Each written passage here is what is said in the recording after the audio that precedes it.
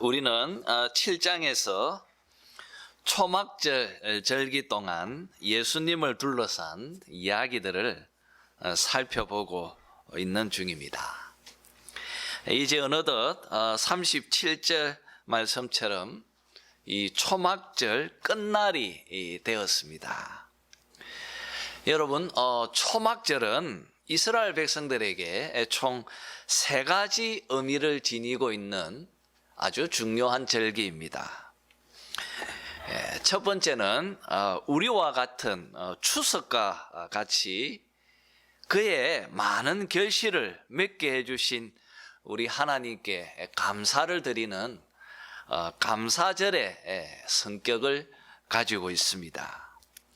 그리고 두 번째로 이 이스라엘 백성들이 광야에서 살았을 때 그때의 그 조상들을 회상하고 기억하기 위한 기념절이기도 했습니다. 그래서 이스라엘 백성들은 이 초막절 기간 동안 이 초막을 짓고 그 초막에서 기거하면서 하나님께서 광야에서 자신들의 조상들을 어떻게 보호하셨고 또 인도해 주셨는지를 회상하도록 그렇게 보내도록 레위기서 23장 42절 43절에서 하나님께서 직접 제정하신 그런 기념하는 기념절기였습니다. 그리고 마지막 세 번째로 이 초막절은 그 기우제, 이 기우제의 성격을 가지고 있었습니다. 여러분 한번 생각해 보십시오. 광야 생활에서 가장 중요했던 것이 무엇이었습니까? 그것은 물이었습니다. 나무도 없고 풀도 없는 그 황량한 광야길에서 이 물은 그들에게 너무나 중요한 것이었습니다. 그래서 이스라엘 백성들은 이 광야에서 항상 물이 없어서 원망하고 불평했던 것을 봅니다. 그럴 때마다 하나님은 모세를 통하여서 이 반석을 쳐서 물이 솟아나게 하셔서 그들을 먹여 주셨던 것을 우리가 압니다. 여러분, 이것은 광야 생활을 지내는 그때뿐 아니라 지금 현재 이스라엘 백성들 그들에게도 여전히 중요한 문제였습니다. 이 팔레스타인 지역은 신명기 말씀처럼 하늘에서 내리는 비를 급하게 흡수해 버리는 땅이었습니다. 이렇게 이 땅은 척박한 땅이었기 때문에 비는 절대적인 것이었습니다. 그해 많은 결실을 거두어 드리기 위해서는 정말 풍요로운 비가 내려야 했던 것입니다. 그래서 이들은 초막절을 이때 기우제의 성격을 담아서 하나님 앞에 하나님 풍성한 비를 내려달라고, 그래서 내년에는 더 많은 결실을 거두어 드릴 수 있게 해달라고 하는 그런 기원을 담는 그런 기우제를 드리는 그런 절기로 지켰습니다. 그래서 이 초막절 절기 동안 매일 제사장은 흰 세마포 옷을 입고 이 금 항아리를 들고 성전에서 실로암 목까지 걸어가서 물을 길러왔습니다. 그때 이 절기를 지키기 위해서 수많은 사람들이 예루살렘에 모여 있었는데 이들이 2줄을 행렬로 지었습니다. 성전에서 실로암 목가까지 이 한 4km, 한 10리길이었습니다. 그 길을 2줄로 행렬을 지어서 제사장이 금 항아리를 들고 실로암 그곳으로 걸어갑니다. 그때 너희가 기쁨으로 구원의 우물들에서 물을 기르리로다. 이 시편 12편 3절의 이 말씀을 찬송으로 부릅니다. 그럴 때 그 찬송의 화답으로 줄에 서 있는 이스라엘 백성들은 시편 113편과 118편을 찬송으로 화답해 불렀습니다. 여러분, 이렇게 길러온 물을 성전 제단에 제사장은 부었습니다. 이렇게 성전 제단에 물을 부어서 흘러내리는 모습을 보면서 이스라엘 백성들은 무리바와 마사의 반석을 열어주셔서 그들에게 물을 주셨던 하나님을 기억하면서 내년 풍성한 소출을 위해서 더 많은 비를 기원했습니다. 바로 이때에 이 성전 제단 곁에서 한 청년이 외치는 소리가 들렸습니다. 그것이 바로 오늘 우리가 읽은 이 말씀입니다. 우리 한번 다 같이 37절, 38절을 한번 읽었으면 합니다. 같이 읽겠습니다. 명절 끝날 곧 큰 날에 예수께서 서서 외쳐 이르시되 누구든지 목마르거든 내게로 와서 마시라. 나를 믿는 자는 성경의 이름과 같이 그 배에서 생수의 강이 흘러나오리라 하시니. 누구든지 목마르거든 내게로 와서 마시라. 나를 믿는 자는 성경의 이름과 같이 그 배에서 생수의 강이 흘러나오리라. 주님께서 큰 소리로 지금 외치고 계십니다. 여러분, 예수님의 이 말씀은 얼마 전에 이 사마리아 여인과 우물가에서 대화할 때 하셨던 말씀과 참 닮아 있습니다. 이때 이 요한복음 4장 13절 14절의 말씀처럼 주님께서 이렇게 말씀하셨습니다.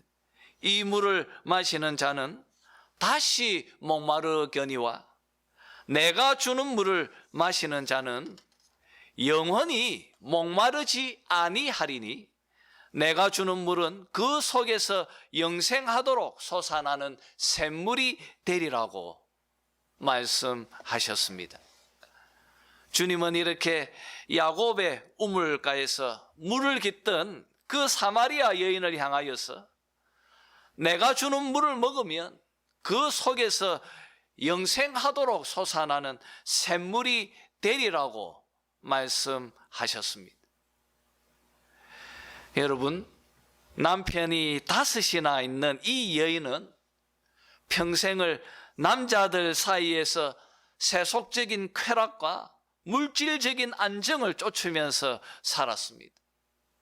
이런 그녀에게 주님은 나를 믿으면 너는 영원토록 목마르지 아니할 것이다. 내가 너에게 참된 만족을 줄 것이라고 말씀해 주셨습니다. 이렇게 사마리아 여인에게 말씀하셨던 주님께서 이제 7장에서 성전에서 공개적으로 큰 소리로 크게 외치면서 선언하며 외치셨습니다. 누구든지 목마르거든 내게로 와서 마시라. 그러면 그 배에서 생수의 강이 흘러나오리라. 주님이 말씀하셨습니다. 여러분, 주님은 인간을 목말라 간절히 자신이 원하는 것을 찾아 헤매이는 그런 갈망하는 존재로 규정하고 계십니다. 갈증에 사로잡혀 있는 존재. 그래서 항상 목말라 하는 존재. 이것이 바로 하나님께서 인간을 바라보고 계시는 시선입니다. 저는 이것이 인간을 가장 잘 표현하고 있는 실존적인 정의라고 여겨집니다. 인간은 갈망하는 존재입니다. 인간은 항상 목말라 울부짖는 존재입니다. 여러분, 한번 생각해 보시기를 바랍니다. 여러분은 지금 무엇을 그렇게 간절히 갈망하면서 살고 계십니까? 여러분이 갈망하는 것은 무엇입니까? 그것이 많은 사람들은 돈일 것이고 명예일 것이고 또 아니면 이 세속의 어떤 것일 것입니다. 여러분, 하나님은 원래 인간을 이렇게 결핍의 존재로 만들지 아니하셨습니다. 인간을 에덴 동산에서 머물게 하실 때 인간은 가장 만족스럽고 또 가장 풍요로운 그런 참된 행복과 안식을 누리면서 살도록 하셨습니다. 그런데 인간의 이 불행과 비참 그리고 또 이 결핍은 그 모든 것은 다 죄 때문이었습니다. 죄 때문이었습니다.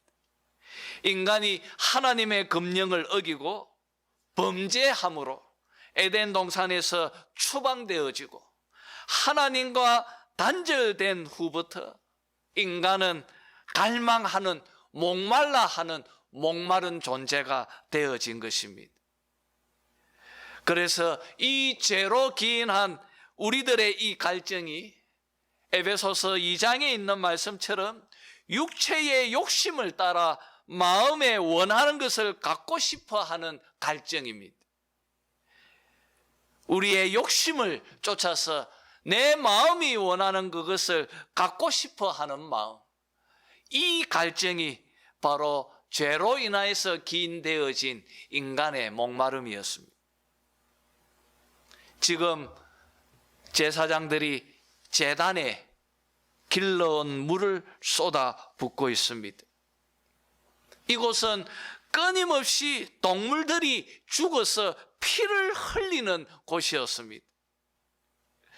오늘 주님의 말씀처럼 이 성전의 제단은 피의 강물이 흘러내리던 곳이었습니다. 바로 그곳에서 주님이 지금 외치는 것입니다. 누구든지 목마른 자들은 내게로 와서 마시라. 나를 믿는 자는 성경의 이름같이 그 배에서 생수의 강이 흘러나오리라. 주님이 말씀하십니다. 여러분, 제단이 상징하는 의미는 무엇입니까? 짐승들이 피를 흘려야 했던 그 죄에 대한 구원, 이것이 제단이 말하고 있는 의미이지 않습니까? 너의 그 죄로 인하여서 너는 하나님 앞에 저 짐승처럼 피를 흘려 죽어야 할 존재라는 것을 제단은 우리에게 말해주고 있지 않습니까? 그런데 여러분, 이 죄의 구속함, 바로 이것이 예수님의 십자가의 사역으로 완성되었다는 것입니다. 이제 제단이 그리고 있는 이 상징과 그림자는 이제 사라지게 되어졌다는 것입니다. 왜냐하면 실체가 왔다는 것입니다. 바로 예수님이라는 것이죠. 십자가의 대속함이 이 제단이 그리고 있는 이 상징들이 우리 예수님의 십자가의 대속으로 완전히 완성되어졌다는 것을 지금 주님이 말씀하고 계시는 것입니다. 여러분, 주님은 제단 앞에서 선언하고 계십니다. 너희들은 이제 더 이상 죄를 구속받기 위해서 이 제단으로 나아올 필요가 없다는 것입니다. 새로운 시대가 왔다. 이제 더 이상 짐승들이 너희들의 죄를 대속하기 위해서 피를 흘릴 필요도 없다고 지금 선언하고 계시는 것입니다. 내가 이 언약의 약속들을 성취했다. 내가 십자가로 통하여서 이 제단의 상징들을 다 내가 완성하고 성취할 것이다. 그러니 이제부터 너희들이 제단으로 나오는 것이 아니라 나에게로 오라. 나에게로 오라. 나의 제단인 이 십자가로 나오라고 주님께서 선언하며 외치고 계시는 것입니다. 너희가 바로 이 복음을 믿으면 내가 너희들에게 주는 그 생수를 마시면, 여러분, 제가 말씀을 통하여서 계속 강조하지 않았습니까? 먹는다는 것, 그리고 마신다는 것, 이 모든 표현은 다 믿는다고 하는 그 뜻의 다른 표현이라고 말씀을 드렸습니다. 오늘 말씀도 그렇습니다. 여러분, 내게로 와서 마시라고 하고 38절에 나를 믿는 자는 이라고 이렇게 표현하면서 마신다고 하는 의미는 나를 믿는다라는 것을 바로 밝히고 있는 것을 보게 되어집니다. 누구든지 어떤 사람이든지 이 땅에서 목말라 하며 울부짖고 그렇게 살고 있는, 마음의 안식과 평안을 얻지 못하고 사는 어떤 자들이 있다면, 그 죄 속에서 허덕이면서 고통 가운데 사는 인생들이 있다면, 이제 제단으로 나아가 그 죄를 속하는 것이 아니라 이제 십자가 앞으로 나와서 예수님 앞으로 나와서 예수님의 이 복음을 믿으면, 여러분, 예수님이 바로 하나님의 아들이라는 것을 믿고 그분이 나의 죄를 대신해서 짊어지고 십자가에서 피 흘려 죽으셔서 나의 모든 죄를 다 구원해 주시고 구속해 주시고 대속해 주셨다고 하는 정말 단순한 이 복음을 믿기만 하면 성경에서 이르는 것처럼 그 배에서 생수의 강이 흘러나오리라고 주님께서 말씀하고 있는 것입니다. 여러분, 지금 주님께서 성경에서 이름같이, 성경에서 이런 것처럼 이렇게 말씀하시고 계십니다. 지금 예수님은 이 말씀을 하실 때 구약 성경의 어떤 것을 연상하시면서 지금 이 말씀을 주고 계신다는 것을 우리가 알게 되어집니다. 여러분, 구약이 어떤 말씀입니까? 우리 함께 에스겔서 47장 1절에서 12절 말씀을 한번 찾아서 읽었으면 합니다. 오늘 좀 성경을 이렇게 좀 찾았으면 합니다. 에스겔서 47장 1절에서 12절입니다.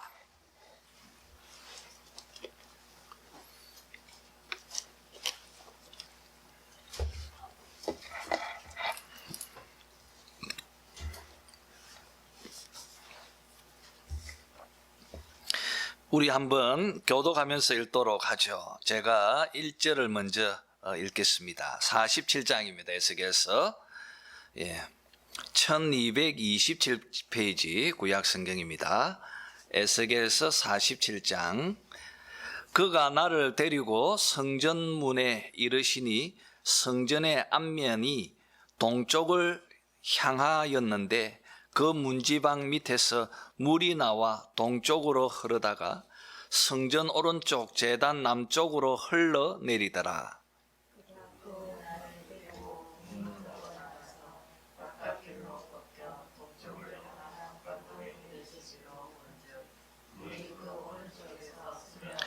그 사람이 손에 줄을 잡고 동쪽으로 나아가며 천척을 청량한 후에 내게 그 물을 건너게 하시니 물이 발목에 오르더니 다시 산척을 측량하고 내게 물을 건너게 하시니 물이 무릎에 오르고 다시 천척을 측량하고 내게 물을 건너게 하시니 물이 허리에 오르고 다시 천척을 청량하시니 물이 내가 건너지 못할 강이 된지라. 그 물이 가득하여 헤엄칠 만한 물이요 사람이 능히 건너지 못할 강이더라. 네가 얘기하시되 인자야 내가 이것을 보았느냐 하시고 나를 인도하여 강가로 돌아가게 하시기로 내가 돌아가니 강 좌우편에 나무가 심이 많더라. 그가 내게 이르시되 이 물이 동쪽으로 향하여 흘러 아라바로 내려가서 바다에 이르리니 이 흘러내리는 물로 그 바다의 물이 분산하나이다. 이 강물이 이르는 곳마다 번성하여 모든 생물이 살고 또 고기가 심히 많으리니 이 물이 흘러 들어가므로 바닷물이 되살아나겠고 이 강이 이르는 각처에 모든 것이 살 것이며 또 이 강가에 어부가 쓸 곳이니 엑게다에서부터 에네글라임까지 흙을 곳이 될 것이라. 그 고기가 각기 생들을 따라 큰 바다의 고기같이 심히 많으려니와 그 진펄과 개펄은 되살아나지 못하고 소금 땅이 될 것이며 강 좌우가에는 각종 먹을 가실 나무가 자라서 그 잎이 시들지 아니하며 열매가 끊이지 아니하고 달마다 새 열매를 맺으리니 그 물이 성소를 통하여 나옵니다. 그 열매는 먹을 만하고 굵고 진짜이는 약재료가 되리라. 아멘. 여러분, 오늘 이 말씀은 에스겔이 본 환상입니다. 성전 문지방 밑에서 물이 흘러나왔습니다. 그 물이 제단을 지나서 점점 물이 차올라서 발목을 채우고 무릎을 그리고 허리를 차올라서 사람이 헤엄칠 만한 큰 강이 되었다고 합니다. 그리고 6절에서 또 하나님은 에스겔에게 그 강가를 돌아보게 하셨습니다. 강 좌우편에 나무가 심이 많았습니다. 그 강물이 아라바 바다로 이르게 되어졌는데 9절의 말씀처럼 이 강이 이르는 곳마다 번성하는 모든 생물이 살고 고기가 심이 많으리니 이 물이 흘러 들어가는 그 바닷물이 되살아나겠고 이 강이 이르는 각처에 모든 것이 살 것이라고 그렇게 말씀하십니다. 그리고 12절 말씀처럼 강 좌우에는 각종 먹을 과실나무가 자라서 그 잎이 시들지 아니하며 열매가 끊이지 아니하고 달마다 새 열매를 맺으리니 그 물이 성소를 통하여 나옴이라. 이렇게 예언하고 있습니다. 주님께서 이렇게 제단에 쏟아붓고 있는 그 물을 보시면서 자신이 성취하실 두 가지의 사역을 지금 예언하고 있는 것입니다. 첫 번째는 앞에서 제가 말씀드렸던 것처럼 제단이 상징하는 이 피의 구속, 이것이 자신의 십자가의 사역으로 성취되어질 것이라고 하는 예언이었습니다. 그리고 두 번째는 오늘 우리가 읽은 이 말씀처럼 제단에 부어지는 그 물이 상징하는 바로 성경에서 이르는 이 에스겔의 예언. 여러분, 요한은 주님께서 하신 말씀으로 그 물을 무엇이라고 했습니까? 그 물은 성령이라고 말씀하셨습니다. 그리고 아직 예수님께서 영광을 받으시지 아니하셨기에 우리에게 성령이 오시지 않았다고 말하고 있습니다. 여러분, 바로 이 에스겔의 이 예언, 바로 이것이 오순절날 자신이 성천하신 후에 교회에 부어주실 이 성령의 세례를 지금 예언하고 계시는 것입니다. 내가 너희들에게 성령을 부어줄 것이다. 내가 지금 이 제단에서 물이 흘러내리는 것처럼 내가 너희들에게 성령을 부어줄 것이다. 여러분, 주님께서 이것을 예언하고 계시는 것입니다. 내가 너희들에게 성령을 부어줄 것이다. 이 예언을 통하여서 내가 그것을 지금 에스겔서에서 말하고 있는 이 예언을 오순절날 내가 성취할 것이라고 지금 주님께서 말씀으로 예언하고 계시는 것입니다. 성령이 오시면 그 배에서, 여러분, 배는 마음이라고 하는 의미입니다. 성령께서 오시면 너희들의 그 마음, 이 성전, 이 마음으로부터 이 성령의 강물이, 성령의 은혜의 이 강물이 흘러 넘쳐서 큰 강을 이루게 될 것이고, 그리고 바다에 이르게 될 것이라고 말합니다. 그리고 그 은혜의 강물이, 그 성령의 강물이 흘러 넘치는 곳마다 어그러지고 비틀려져 있는 이 세상이 회복되어지고 고쳐질 것이다.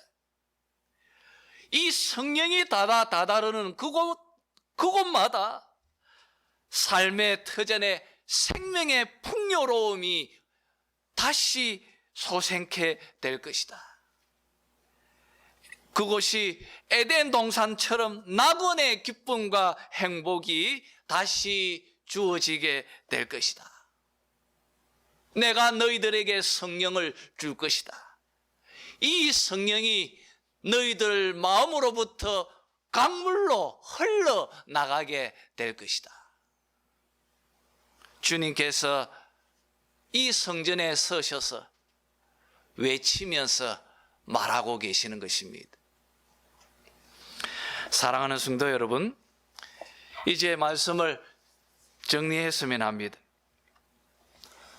우리는 모두가 다 오순절 성령 강림 이후에 살고 있는 예수 믿는 성도들입니다.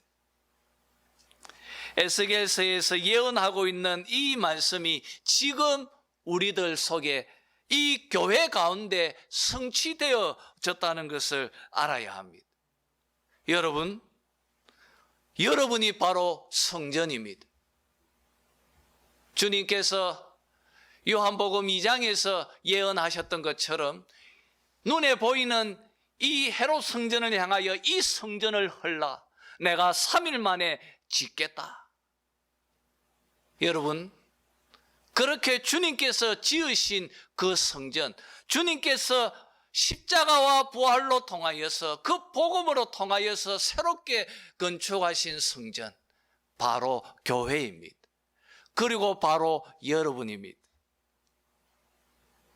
바로 그 성전에 에스겔서에 있는 예언의 말씀처럼 그곳으로부터 물이 흘러나오고 있습니다. 이 물이 바로 성령입니다.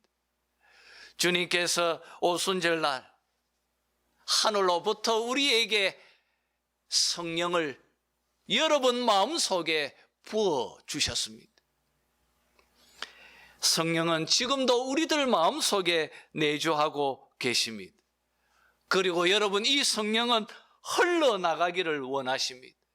이 세상으로 이 성령은 강물이 되어서 흘러나가기를 하나님은 원하십니다. 그래서 우리 하나님은 우리 한 사람 한 사람이 성령으로 통하여서 새로운 사람으로 변화시켜 주셨습니다. 지금도 우리로 하여금 성령의 열매를 풍성하게 맺어서 그 생명을 많은 사람들에게 많은 곳에 누리도록 하게 하고 계십니다. 여러분, 성령이 흘러가는 그곳마다 이 세상이 회복되어지고 성령이 흘러가는 그곳마다 세상이 치유되고 이 세상이 낙원으로 온전한 곳으로 바뀌어지게 될 것입니다. 이것을 위해서 하나님은 여러분을 지금 들어 사용하기를 원하고 계시는 것입니다. 여러분, 오늘 이 말씀을 우리들에게 한번 돌아보았으면 합니다. 지금 주님께서 외치고 계시는 이 말씀은 지금 그 말을 듣고 있는 그들에게는 미래에 있을 예언이었지만 지금 우리들에게는 이미 성취되어진 예언들입니다. 여러분, 지금 나의 마음속에 생수의 강이 흘러나오고 있습니다. 여러분 어떻습니까? 여러분은 지금 여러분의 삶을 통하여서 정말 성령의 사역들을 이 세상에 흘러보내고 계십니까? 한번 우리 스스로에게 반문했으면 합니다. 내가 가는 그곳마다 회복이 일어나고 내가 가는 그곳마다 치유가 일어나고 내가 가는 그곳마다 생명이 살고 많은 열매를 맺으면서 지금 내가 살아가고 있습니까? 나에게는 이런 성령의 증거들이 내 삶 속에서 나타나고 있습니까? 여러분, 우리는 흔히 성령의 증거, 성령의 사역 이러면 뭐 기적, 이적, 뭐 혹은 또 신비한 은사 이런 것이라고 자꾸 머릿속에 생각합니다. 여러분, 이것은 성경의 가르침이 아닙니다. 이것은 우리 민족이 지니고 있는 무속신앙의 영향 속에서 우리가 갖고 있는 생각들입니다. 그렇지 않습니다. 성령의 증거, 성령의 사역은 무엇입니까? 우리 마지막으로 갈라디아서 5장 16절을 찾아서 읽었으면 합니다.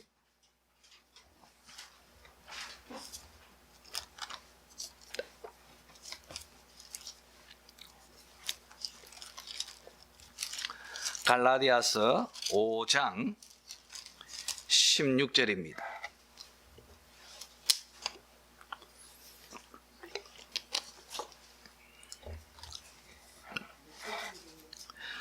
신약성경 308페이지입니다. 신약성경 308페이지 갈라디아서 5장 16절 말씀입니다.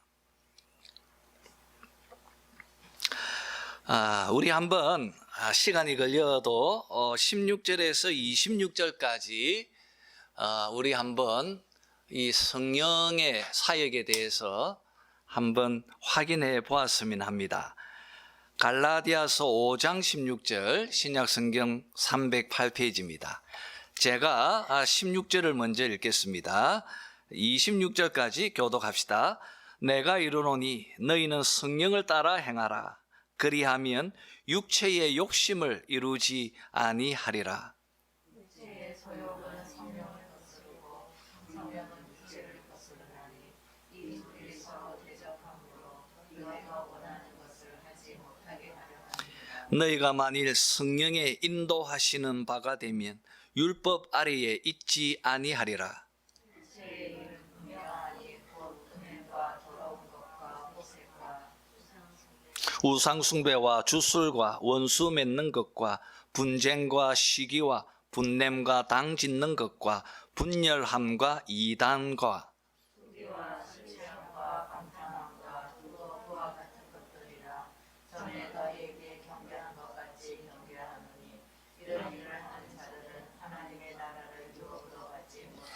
오직 성령의 열매는 사랑과 희락과 화평과 오래 참음과 자비와 양선과 충성과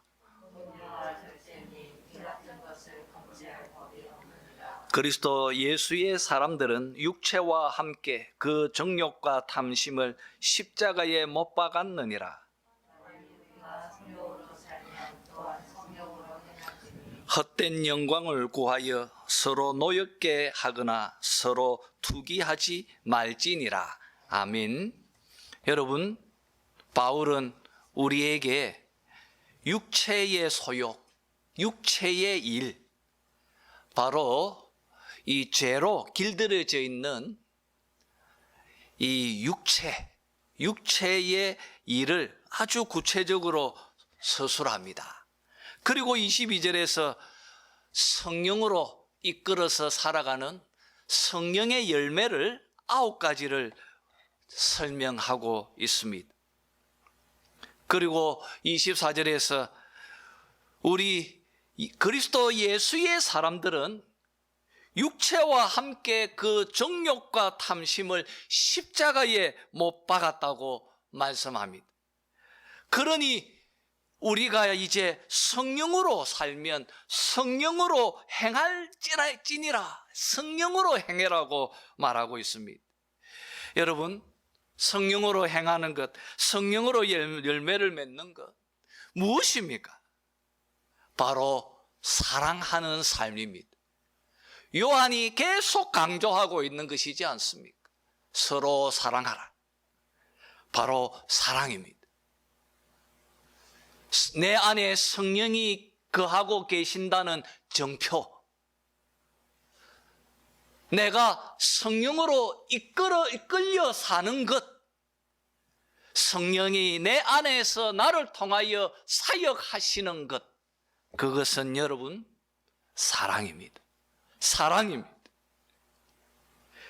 성령의 흔적과 사역은 어떤 신비한 기적이나 어떤 놀라운 그런 은사가 아닙니다. 그렇게 성경은 우리에게 가르치지 않습니다. 그것은 오직 사랑입니다. 주님께서도 말씀하셨습니다. 하나님을 사랑하고 이웃을 내 몸처럼 사랑하라. 이것이 모든 율법이라고 말씀하셨습니다. 지금도 주님께서 우리에게 주신 계명입니다. 내가 너희들에게 새 계명을 주노니 서로 사랑하라. 사랑입니다, 여러분. 이것이 기독교입니다. 여러분 심령으로부터 생수의 강물이 흘러나가고 있습니다. 에스겔의 예언이 바로 여러분에게 성취되어졌습니다. 그 강물이 흘러가는 곳마다 생명이 살아나고 회복되어지고 치유되어지고, 그리고 가는 그곳마다 하늘 아버지의 그 사랑이 나타나게 되는 것입니다. 주님이 이것을 위해 우리를 부르고 계십니다. 목마른 자들아, 나에게로 오라.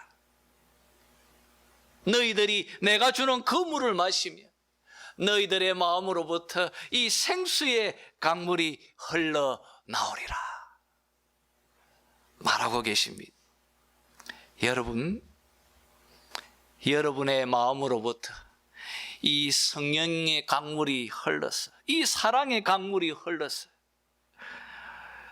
여러분이 가는 그곳마다 놀라운 성령의 역사들이 드러나고 그 복음이 선포되어지는 그런 은혜가 여러분의 삶 속에 드러나기를 주의 이름으로 축원합니다.